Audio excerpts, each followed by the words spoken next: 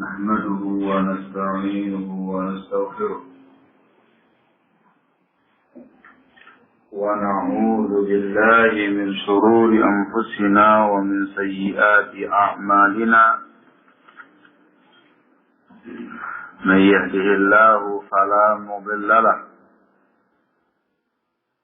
ومن يضلل فلا هادي له وأشهد أن لا إله إلا الله وحده لا شريك له وأشهد أن محمدا عبده ورسوله يا أيها الذين آمنوا اتقوا الله حق تقاته ولا تموتن إلا وأنتم مسلمون يا أيها الناس اتقوا ربكم الذي خلقكم من نفس واحدة وخلق منها زوجها وبث منهما رجالا كثيرا ونساء واتقوا الله الذي تساءلون به والأرحام إن الله كان عليكم رقيبا يا أيها الذين آمنوا اتقوا الله وقولوا قولا سديدا يصلح لكم أعمالكم ويغفر لكم ذنوبكم ومن يطع الله ورسوله فقد فاز فوزا عظيما أما بعد فإن أصدق الحديث كتاب الله وخير الهدي هدي محمد صلى الله عليه وعلى آله وسلم وشر الأمور محدثاتها فإن كل محدثة بدعة وكل بدعة ضلالة وكل ضلالة في النار أيها الناس.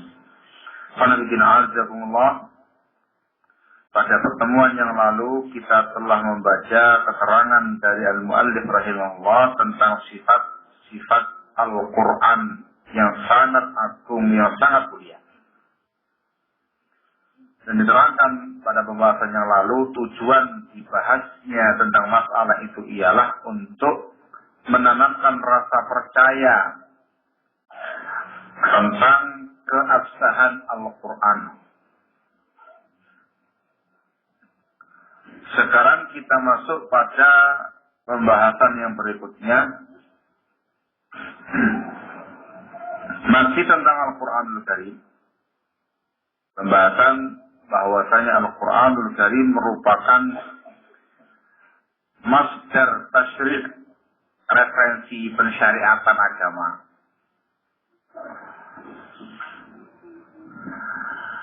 Sampai pada ucapan mu'allif wal Quranul Karim. Ya. Yang bawa kitabnya. Selesai membawakan semua ayat. Dia mengatakan wal Quranul Karim masdarus syari'atil Islamiyah. Halamannya beda ya. Kamu? Lali. Kamu ora? Kamu? Mau ke sana? Baik. Qala al-muallif rahimahullahu ta'ala. Kami membawakan sejumlah ayat yang menerangkan tentang sifat Al-Quran yang mulia. Beliau mengatakan setelah itu, wal Quranul Karim, Al-Quranul Karim, masdarus syari'atil Islamiyah. Masdar itu rujukan, referensi syariat Islam allati bu'itha biha Muhammadun sallallahu alaihi wasallam ila nasi kafah, yang mana Nabi kita Muhammad sallallahu alaihi wasallam bu'itha biha, diutus dengan syariat ini ila nasi kafah, kepada segenap umat manusia. Masalah ini barakallahu fikum merupakan prinsip agama. Tidak semata-mata pembahasan tentang ilmu Quran. Tapi masalah ini sudah masuk pada prinsip agama. Yaitu Al-Quranul Karim itu sebagai rujukan syariat. Sebagai referensi syariat. Begitu pula sunnah Rasulullah SAW. Sehingga di dalam beragama itu harus merujuk kepada Al-Quran dan As-Sunnah. Dalam semua hal. Ini prinsip. Prinsip barakallah. Kita bawakan beberapa ayat di antaranya. Qala Allah Ta'ala. Allah Subhanahu wa Ta'ala berfirman. Tabarakalladzi nazzala al-furqana 'ala 'abdihi liyakuna lil 'alamin nadhira. Al-Furqan ayat yang pertama. Tabarakalladzi nazzala al-furqan. Maha suci, maha tinggi Allah, zat yang menurunkan al-furqan. Nama lain dari Al-Quran. Ala abdihi, kepada hambanya. Hamba di sini ialah Rasulullah SAW. Liyakuna lil alamin nadhira, supaya hamba tersebut menjadi nadhir, pemberi peringatan alam raya ini. Memberi peringatan dengan apa? Dengan Al-Quran. Sehingga Al-Quran dengan ayat ini sebagai sumber dakwahnya Rasul. Sumber pensyariatan. Ayat yang kedua. Kitabun anzalnahu ilaika. Kitab. Al-Quran. Anzalnahu ilaika. Kami turunkan ia kepadamu, wahai Rasul alaihi salatu wassalam. Litukhrijan nasa minal zulumati ilan nuri biizni rabbihim. Supaya engkau mengeluarkan umat manusia dari kegelapan menuju cahaya. Zulumat disebutkan dalam bentuk jamak. Ya, zulumat jamak. Mufradnya zulmun.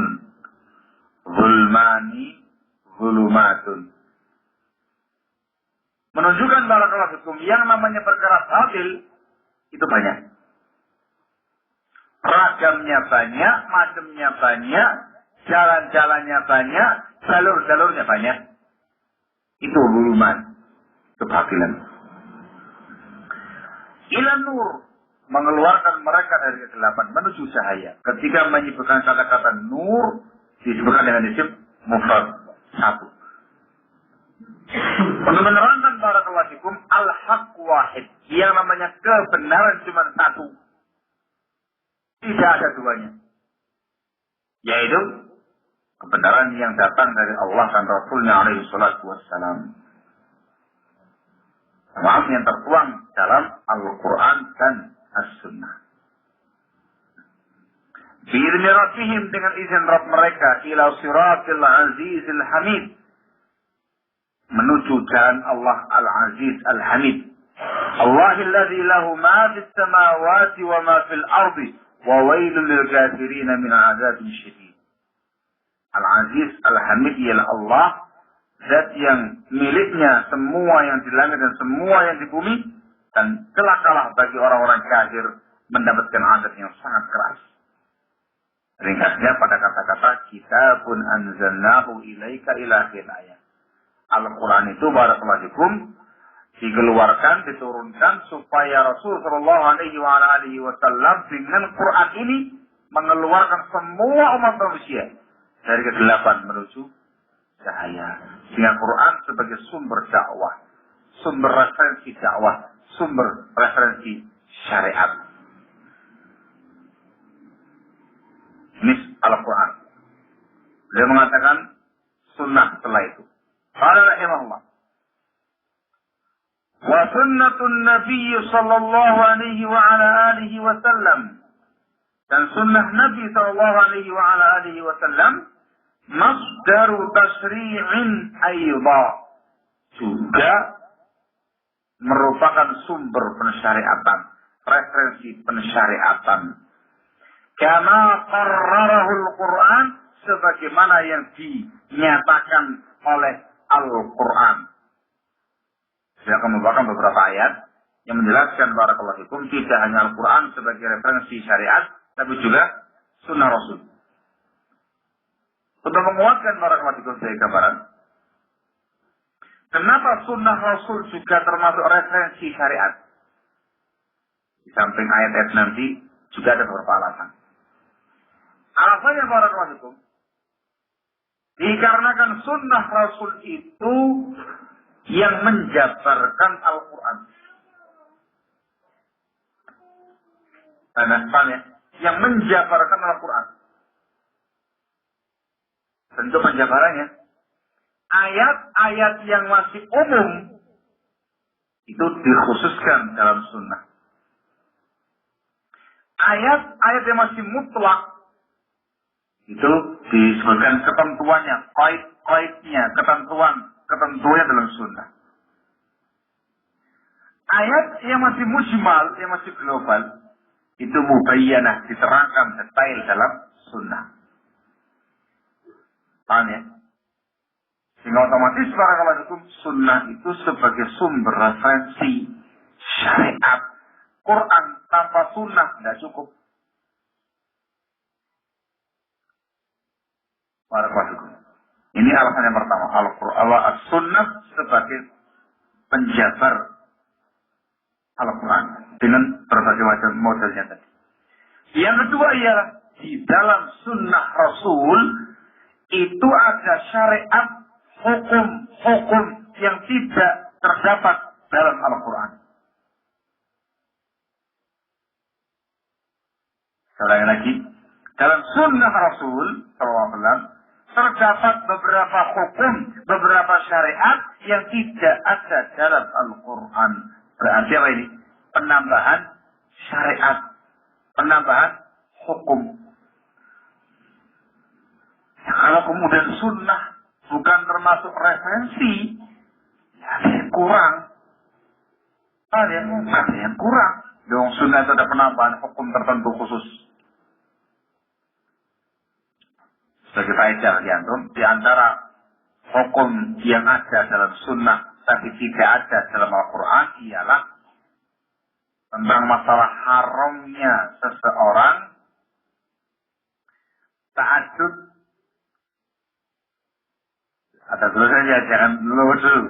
Haramnya seseorang ta'addud poligami dengan bibi istrinya atau ponakan istrinya. Paham? Kata fikihnya al-jam'u bainal mar'ati wa khalatiha aw 'ammatiha. Mengumpulkan antara wanita dengan bibi dari pihak bapak atau bibi dari pihak ibu. Assalamualaikum. Nah, artinya kalau misalkan antum nikah dengan wanita terus dapat ponakan ya foto lagi ponakan itu bibi. Paham ya? Intinya tidak boleh ta'addud, tidak boleh poligami dengan bibinya istri atau ponakannya istri. Teruskan ya, itu berat kopal ya, itu lagi dulu ya. Nah, kalau di titik, jadi nggak boleh ta'addud. Dan boleh, tapi ketentuannya tidak boleh dengan bibinya istri atau ponakannya istri. Ini yang tidak ada dalam Quran. Yang disebutkan dalam Al-Quran barakallahu fikum di An-Nisa itu tidak boleh ta'addud dengan adik atau kakaknya istri. Paham ya? Kakak adik jadi siji. Tidak boleh. Itu nas Quran. Wa antajma'u bainal ukhtaini illa ma qad salaf. Dan di antara diharapkan ialah kamu mengumpulkan antara dua saudari kecuali yang telah lalu. Ini masa jahiliyah. Jadi kalau kamu nikah dengan wanita, kok tak ada adik atau Pak Yune, gak oleh. Itu nak Quran. Ada terkait dengan ta'addud dengan istri, dengan wanita, dengan bibinya atau ponakannya, itu tidak ada dalam Quran, tapi adanya dalam sunnah. Hadisnya disebutkan dalam Sahih Muslim dan juga yang lain. Ini dua alasan penting kenapa sunnah Rasul itu termasuk masdarut tasyri', sumber syariatan. Quran tidak mungkin lepas dengan sunnah. Paham ya? Sehingga dalam prinsip kita beragama itu satu kesatuan yang tidak mungkin dipisahkan. Al-Quran dan sunnah. Cara kembali. Sekarang kita bacakan ayatnya. Ayat-ayat yang menerangkan tentang masalah itu. Allah Ta'ala. Allah Subhanahu wa Ta'ala berfirman di An-Nisa ayat yang ke-80. Man yuti'ir rasul faqad ata'a Allah. Barang siapa yang mentaati Rasul, maka sungguh dia telah mentaati Allah. Taat Rasul sama dengan taat Allah. Paham ya? Yang diambil dari ayat ini, kembali kepada sunnah sama dengan kembali kepada Al-Quran. Gitu. Taat kepada Rasul sama dengan taat kepada Allah. Satu kesatuan. Wa man tawalla fama arsalnaka 'alaihim hafizah, dan barang siapa yang berpaling maka kami tidak mengutus engkau wahai Rasul menjaga supaya kamu menjaga mereka. Pada kata-kata jadi kan wa may yuti'ir rasul faqad ata'a Allah. Ayat yang kedua. Di Al-Ahzab ayat yang ke-36. Wa may ya'sillaha wa rasulahu faqad dhalla dhalalan mubina. Barang siapa yang bermaksiat kepada Allah dan Rasulnya, digandingkan Allah dan Rasulnya, maka sungguh dia telah sesat dengan kesesatan yang nyata. Paham ya? Ingat gandeng Allah dan Rasulnya, Quran dan Sunnah. Paham ya? Dipahami, barang siapa yang tidak mengikuti Al-Quran dan Sunnah, maka dia telah sesat dengan kesesatan yang nyata. Harus gandeng dalam ayat ini. Ada Quran, pasti ada Sunnah. Ada Allah, ada Rasulnya alaihi salatu wassalam. Paham ini? Bisa argumentasinya? Baik. Ayat yang berikutnya. Al-Hasr ayat yang ke-7. Allah mengatakan dalam firman-Nya, "Wa ma atakumur rasulu fakhudhuhu wa ma nahakum anhu fantahu." Ini nas khusus kewajiban kembali pada Rasul. Yang artinya, "Wa ma atakumur rasulu fakhudhuhu." Apa saja yang dibawa Rasul kepada kalian, fakhudhuhu, maka ambillah dia. Bil amr.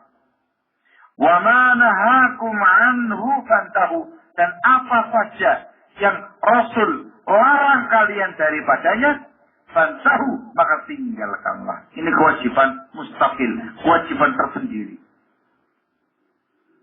Sehingga kata para ulama, ketaatan kepada Allah tersendiri, ketaatan kepada Rasul juga tersendiri. Paham ya? Ittiba' kepada Allah tersendiri, ittiba' pada Rasul tersendiri. Dan itu semua satu kesatuan yang mungkin dipisahkan. Paham ya? Makanya ayat nafs khusus perintah untuk mengambil dan kembali kepada sunnah Rasulullah Sallallahu Alaihi Wasallam. Ini nafs, tidak usah pakai istilah hukum, tapi nafs ayat. Juga ayat yang terakhir ini sudah termasuk nafsnya. Di Ali Imran ayat yang ke-31. Allah mengatakan dalam firman-Nya, "Qul in kuntum tuhibbunallaha fattabi'uni." Katakan wahai Nabi, kalau kalian mencintai Allah, fattabi'uni, maka ittiba'lah kalian kepada aku. Itu nafs ayat yang mewajibkan kita untuk ittiba'ur Rasul, ittiba'us sunnah. Nafs ini, sedangkan mungkin di otak-otak lagi. Nafs ayat. Yuhibbukumullah, niscaya Allah akan cinta pada kalian, wa yaghfir lakum, dan mengampuni dosa-dosa kalian, wa yaghfir lakum dzunubakum, wallahu ghafurur rahim. Allah Maha Pengampun dan Maha Penyayang. Sehingga ringkasnya, ayat yang pertama, ayat yang kedua, dibawa ayat yang pertama dan yang kedua dibawakan sama muallif dalam bentuk istimat hukum. Ayat yang ketiga dan yang keempat, nafs ayat langsung yang menerangkan pada kita keharusan kembali pada sunnah Rasul alaihi salatu wassalam. Ringkasnya, ini prinsip prinsip. Dalam bersyariat, dalam beragama, harus menjadikan Al-Quran dan As-Sunnah sebagai masdar, sumber rujukan, sumber referensi pegangan kita. Barakallahu. Yang kemudian ditambahkan lagi oleh para ulama kita dengan satu prinsip lagi yang membedakan antara Ahlus Sunnah dengan Ahlul Bid'ah, yaitu fahmus salaf, pemahaman salafun salih rahimahumullah ta'ala Al-Quran Al-Sunnah, dan difahami dengan pemahaman salaf dari kalangan sahabat, tabi'in, wa asba'ud tabi'in. Ini prinsip. Barakallahu fikum. Quran harus dipegangi, diikuti. Sunnah juga demikian, dan difahami dengan pemahaman salaf. Ini prinsip. Bukan semata-mata pembahasan usul tafsir atau pembahasan ilmu Quran, tapi sebenarnya prinsip dasar beragama, manhaj. Yang menyalahinya menyimpang dari siratal mustaqim. Barakallahu fikum. Hadza wajib. Selesai pembahasan yang pertama tentang Al-Quranul Karim. Sekarang masuk pada pembahasan berikutnya tentang nuzulul Quran. Betul kok, bukan waktunya nuzulul Quran. Pak nepai, wah kiranya Pak. Tapi nepai muludan nih. Nuzulul Quran. Lanjut. Hah? Terus? Terus? Harus terus. Jangan loyo-loyo. Baik. Sekarang masuk pada pembahasan baru. Qala al-muallif rahimahullahu ta'ala nuzulul Quran. Turunnya Al-Quran. Ini pembahasan dalam ilmu Al-Quran. Dibahas tentang turunnya Al-Quran. Alhamdulillah, kenapa masalah ini dibahas oleh para ulama dan dimasukkan dalam ilmu Quran? Pembahasan tentang nuzulul Quran, turunnya Al-Quran ini.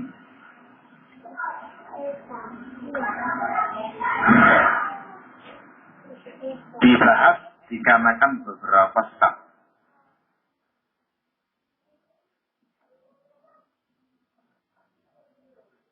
Yang pertama,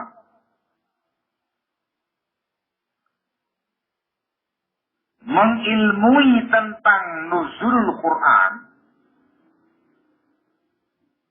Kata-kata nuzulul Quran, saya terjemahkan ya. Artinya jelas, turunnya Al-Quran kepada Nabi. Mengilmui tentang nuzulul Quran itu merupakan asas atau dasar iman kepada Al-Quran. Semua dasar asasnya. Keyakinan bahwasanya Al-Quran itu kalamullah, bukan makhluk. Ini pembahasan alasan kenapa dibahas masalah ini. Kalau dibahas, Quran itu turun. Kan ditanyakan turun dari mana? Dikatakan turun dari Allah Tabaraka wa Ta'ala. Turunnya Quran dari Allah kepada Nabi kita Muhammad sallallahu alaihi wasallam itu merupakan asas iman kepada Quran. Kita harus yakin Quran bukan kalam Rasul, tapi kalamullah, bukan makhluk. Ini prinsip akidah para ulama. Ini sisi penting yang harus diingatkan ketika membahas tentang ulumul Quran. Jadi nggak semata-mata teori ilmu Quran, tetapi hal-hal semacam ini harus kita petik sebagai faedah penting tentang belajar ilmu usul tafsir. Paham ini? Saya ulangi lagi. Kenapa ini pembahasan diulas? Alasannya pertama, dikarenakan tadi itu mengilmui tentang nuzulul Quran itu merupakan asas iman kepada Al-Quran. Kita meyakini Quran ialah kalamullah, bukan makhluk. Yes. Alasan yang kedua,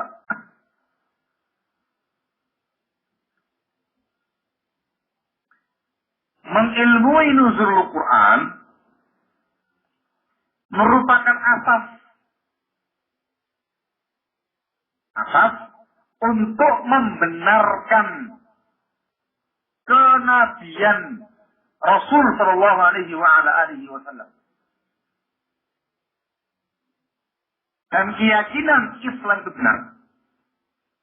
Sekali lagi, mengilmui tentang nuzulul Quran itu merupakan asas dasar untuk membenarkan kenabian Rasul Alaihi Wasallam dan keyakinan Islam itu benar. Tahu dari mana? Karena Al-Quran itu turun kepada siapa? Kepada Nabi kita Muhammad Sallallahu Alaihi Wasallam. Karena turunnya kepada Nabi kita Muhammad, maka dipastikan beliau dapat wahyu dengan Quran ini. Dapat wahyu, maka beliau adalah Nabi Rasul yang hak. Dan apa yang beliau sampaikan, Islam itu sendiri, itu adalah hak. Sebab yang beliau sampaikan ialah sesuatu yang turun dari Allah. Barakallahu. Paham ini? Menyingkronkannya itu. Kenapa dikatakan atas pembenaran kenabian Rasul? Dikarenakan tadi Quran turun kepada beliau. Kepada beliau. Tanda beliau Nabi Rasul yang hak, yang dapat wahyu dari Allah Tabaraka wa Ta'ala. Itu faedahnya. Mengilmui dan mengetahui dan nuzul Quran.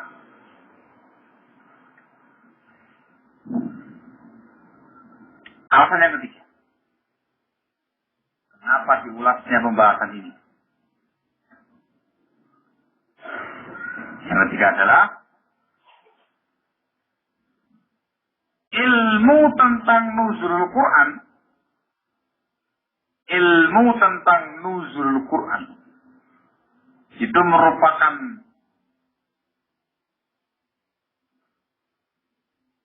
asas dasar untuk semua pembahasan ilmu Al-Quran. Sekali lagi, ilmu tentang nuzul Quran itu merupakan asas dasar untuk semua pembahasan ilmu Quran. Soalnya, tidak mungkin kita bisa membahas tentang ilmu Quran, tentang usul tafsir, kalau Qurannya gak turun. Soalnya, ya harus turun dulu dong. Turun dulu Qurannya kepada Rasul Shallallahu Alaihi Wasallam, baru ada pembahasan yang lain. Ini atasnya. Nek Quran gak turun, gak nuzul Quran, ya gak mungkin ada pembahasan ilmu Al-Quran. Tidak mungkin ada pembahasan usul tafsir. Namanya dibaca aja. Orang mau dikembangkan. Nah ini.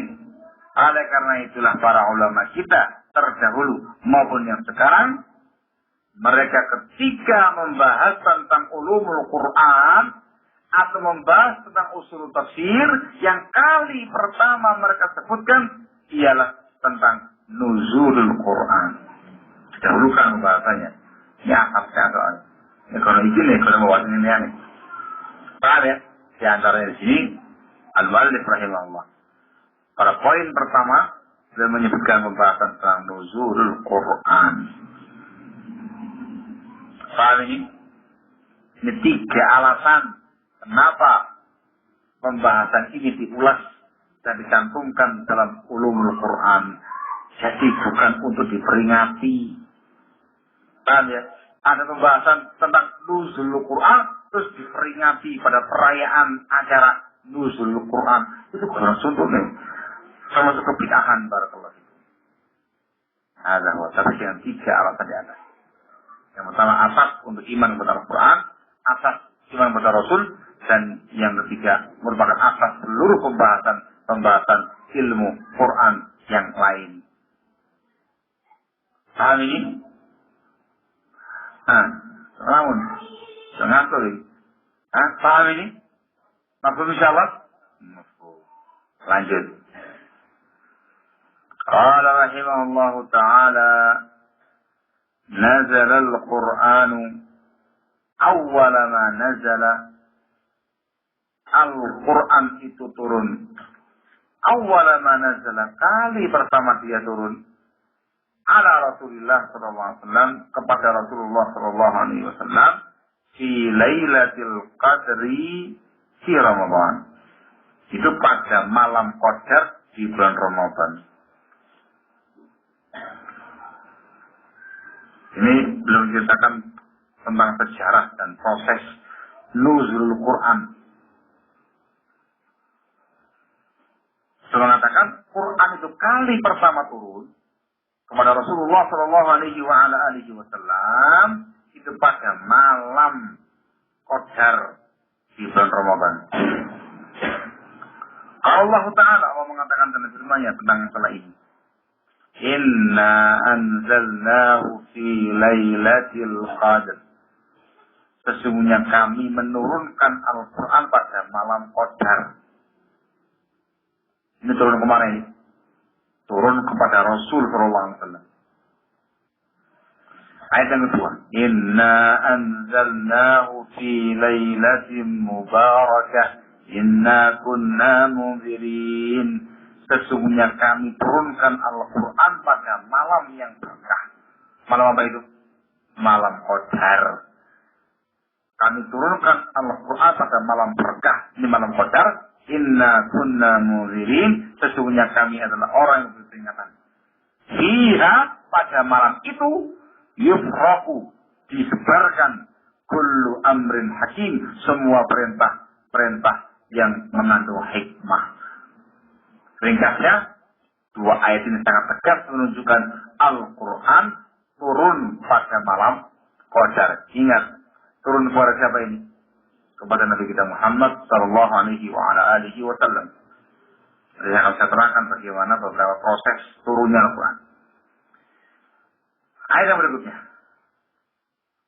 Syahru Ramadan alladhi unzila fihi al-Quran hudan lin-nasi wa bayyinatin minal huda wal furqan. Syahru Ramadan, bulan Ramadan, alladhi unzila fihi al-Quran, yang mana Al-Quran itu diturunkan pada bulan tersebut. Ayat menerangkan Quran turun di bulan Ramadan. Ayat yang di atas turun pada malam Qadar. Tidak bertentangan, sebab malam Qadar ada di bulan Ramadan. Sehingga tepatnya di malam Qadar di bulan Ramadan. Barakallahu fikum. Wa kana umurun Nabi sallallahu alaihi wasallam, dan umurnya Nabi sallallahu alaihi wasallam, awwala ma nazala alaihi, kali pertama turun Quran kepada beliau, arba'ina sanatan al-masyhur. Umurnya 40 tahun menurut pendapat yang masyhur, inda ahli ilmi, menurut para ulama. Ini pendapat yang dihikayatkan oleh Al-Hafidh rahimahullah dalam Fathul Bari. Ibnu Hajar dalam Fathul Bari menyatakan umurnya Rasul ketika itu 40 tahun menurut pendapat yang masyhur di kalangan para ulama. Waqad ruwiya 'an Ibnu Abbas radhiyallahu ta'ala anhu. Pendapat ini diriwayatkan dari Ibnu Abbas radhiyallahu ta'ala anhuma. Mengatakan, disebutkan dalam Sahih Bukhari,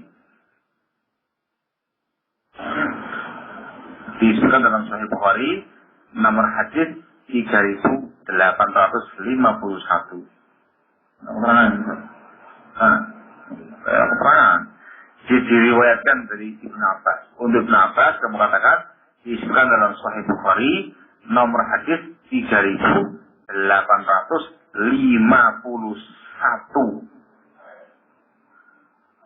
Kata Ibnu Abbas radhiyallahu ta'ala anhuma, unzila ala Rasulillah sallallahu alaihi wasallam wa huwa ibnu arba'in. Quran turun kepada Rasul sallallahu alaihi wasallam dan beliau berumur 40 tahun. Sangat tegas sekali dalam Sahih Bukhari. Baik. Ini yang membuat pendapat ini masyhur di kalangan para ulama. Wa apa? juga diriwayatkan dari Atha bin Abi Rabah. Yang ini belum kita dapati referensinya. Wa Sa'id ibn Musayyab, dan juga diriwayatkan dari Sa'id ibn Musayyab, mengatakan disebutkan oleh Al-Imam Al-Zahabi dalam kitab beliau Siyar A'lamin Nubala. Siyar A'lamin Nubala. Juga Ibnu Katsir dalam kitabnya Al-Bidayah wan Nihayah. Al-Bidayah wan Nihayah.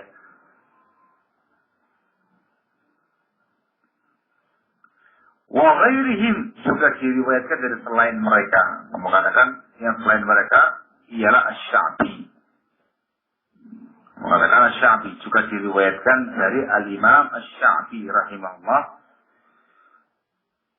dengan sanad yang sahih kepada beliau.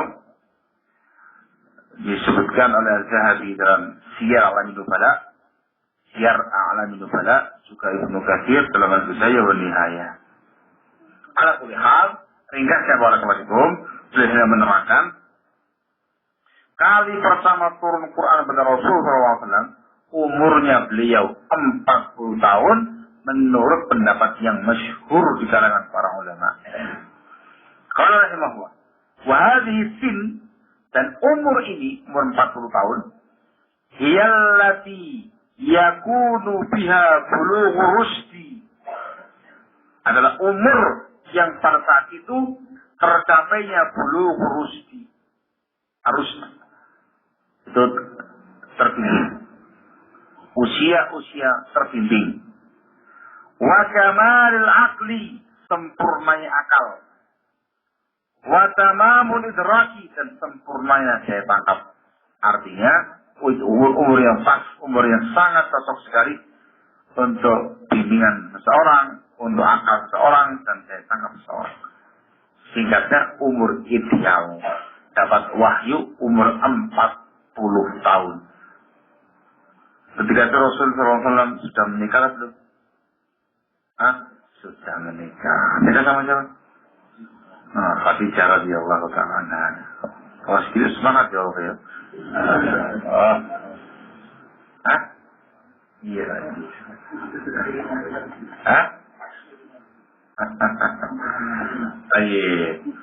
Jadi yang setelahnya nanti, yang setelahnya terkait dengan proses turun, yang membawanya adalah malaikat Jibril alaihissalam kepada Rasul SAW. Yang kita bahas terlebih dahulu ialah proses turunnya Al-Quran secara keseluruhan. Tadi kan disebutkan dalam pembahasan kita kali ini tentang turunnya Al-Quran kepada siapa?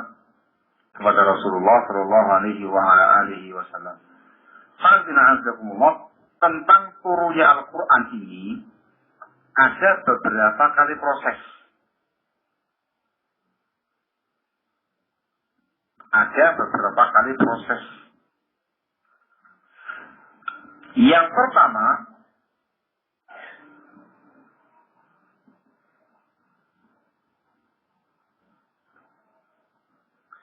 turun ke Al-Lauhil Mahfuz.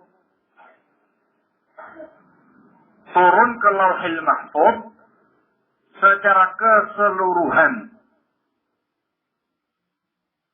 Maksudnya ya, ada tidak terpencar-pencar.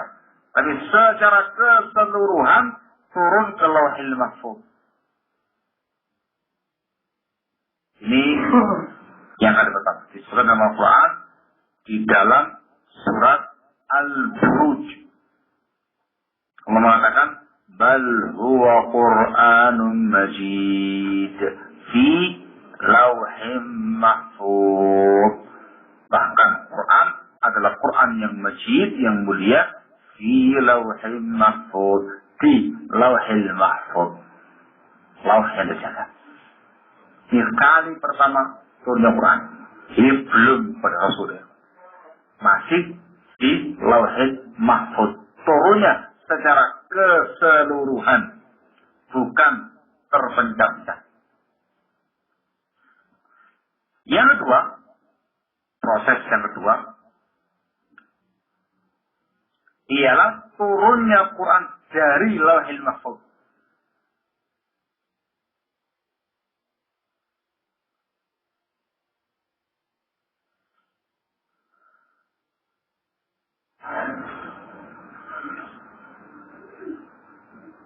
Bagaimana prosesnya sekarang? Prosesnya barakallahu fikum, menurut pendapat mayoritas besar ulama kita, prosesnya dari Lauhil Mahfuz diturunkan ke langit dunia. Lagi ya, dari Lauhil Mahfuz diturunkan ke langit dunia. Pada malam Qadar di bulan Ramadan secara keseluruhan. Paham ya? Jadi turunnya keseluruhan. Semua Quran diturunkan dari satu. Dari Lauhil Mahfuz menuju ke langit dunia. Kapan itu? Pada malam Qadar bulan Ramadan.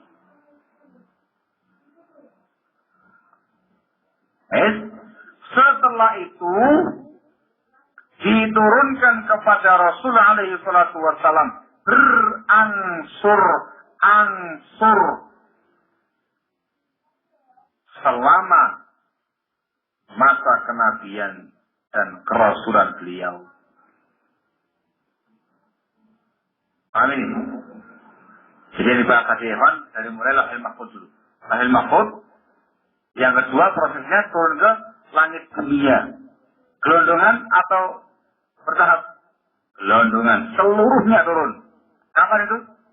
Pada malam Qadar di bulan Ramadan. Kita dikatakan dalam Al-Quran yang dibawakan sama oleh Ikhwan. Inna anzalnahu fi laylatil qadr. Sudah. Inna anzalnahu fi laylatin mubarakah. Sekayat. Sahru Ramadan alladzi unzila fihi al-Qur'an. Ini terkait dengan turunnya Quran sampai ke langit dunia. Barakallahu. Paham ya? Ini datang dari beberapa ada asar dari beberapa orang sahabat dan yang masyhur dari sahabat Abbas radhiyallahu anhuma. Itu pendapat jumhur ulama. Barakallahu. Turun ke langit dunia di sebuah tempat namanya apa ya? Tadi turun ke langit dunia tadi diturunkan di sebuah tempat namanya apa ya? Wali. Namanya apa? Namanya? Coba belum itu. Apa sih? Dari kan Lauhil Mahfuz namanya. Dari Lauhil Mahfuz turunkan ke langit dunia. Ke langit dunia di sebuah tempat namanya apa? Kau pernah dengar kalau itu saya iya, diturunkan ke langit dunia pada bulan Ramadan malam Qadar di sebuah tempat yang namanya Baitul Makmur. Baitul Makmur itu di langit yang ketujuh, tempat masuknya para malaikat. Gitu. Di Baitul Izzah. Wah, dikabeh ya tuh. Dimasukkan ya kan. Salah ngomong saya kan. Diturunkan ke langit dunia di sebuah tempat yang namanya Baitul Izzah. Itu datang dari pernyataan Abdullah bin Abbas radhiyallahu taala anhuma. Na'am ikhwan.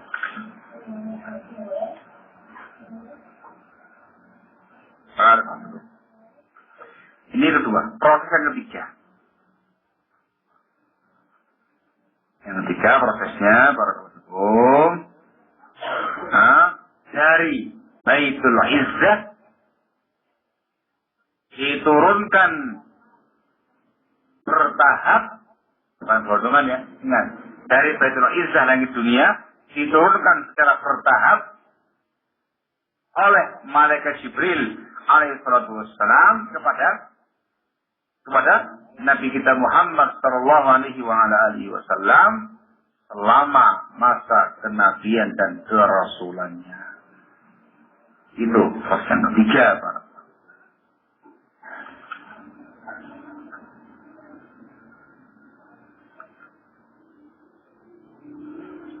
Paham ini? Yang ketiga. Ini akan dibawakan dalam oleh Syekh rahimahullah ayatnya. Nazala bihi ruhul amin ala qalbika litakuna minal munzirin. Barakallahu. Salah ya. Ini proses yang ketiga. Jadi pertama Lauhul Mahfuz. Gelondongan. Lauhul Mahfuz ke langit dunia. Baitul Izzah. Gelondongan. Seluruhnya. Pada bulan Ramadan di malam Qadar. Yang ketiga dari Baitul Izzah. Malaikat Jibril menurunkannya secara bertahap kepada Nabi kita Muhammad SAW selama masa kenabian dan kerasulan beliau alaihi salatu wassalam. Barakallahu. Kenapa kok sampai ada 3 proses?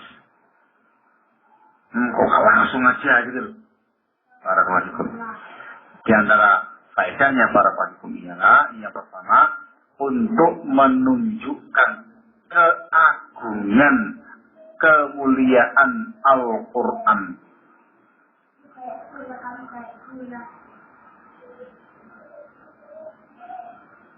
Yang kedua, untuk mengagungkan dan memuliakan Rasul alaihi salatu wassalam.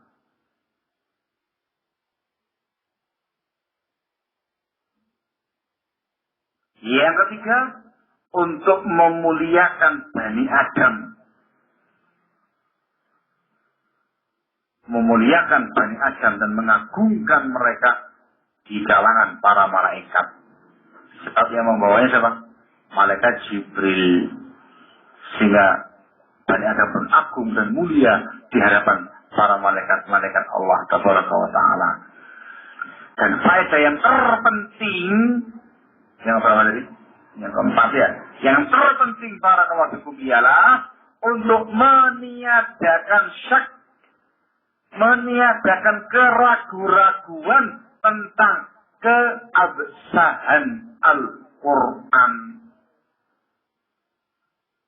Mantap, tidak mungkin ragu-ragu lagi. Mantap percaya iman dengan keabsahan Quran tanpa keraguan-raguan sama sekali. Itu faedahnya, ada prosesnya, semuanya betul-betul dijaga oleh Allah Tabaraka wa Ta'ala. Sehingga Quran itu bukan buatannya Rasul. Paham ya? Bukan buatannya tukang syair atau buatannya tukang sihir. Benda. Kenapa? Sebab dijaga betul oleh Allah Tabaraka wa Ta'ala dari mulai Lauhul Mahfuz sampai ke Baitul Izzah. Dan dari Baitul Izzah kepada Rasul betul-betul dijaga dengan cara memutus seseorang yang sangat amanah, yaitu malaikat Jibril alaihi salatu wassalam. Assalamualaikum. Sedemikian rupa yang tidak ada prosesnya. Serta ini semua dalam rangka untuk menjaga kemurnian Al-Quranul Karim. Oke, jam di sini.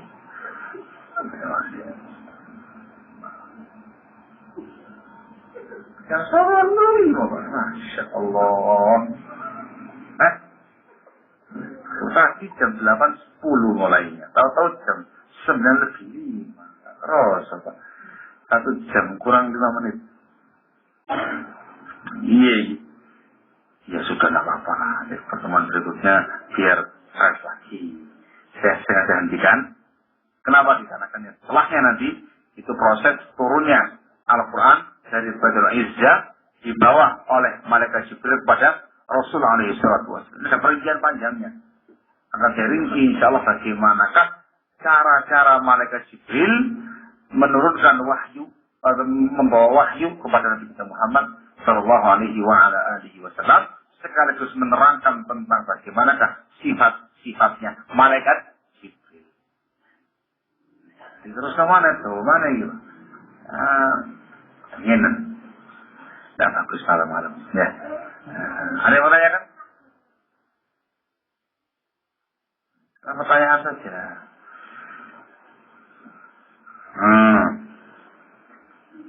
Barakallahu Barakallahu fikum.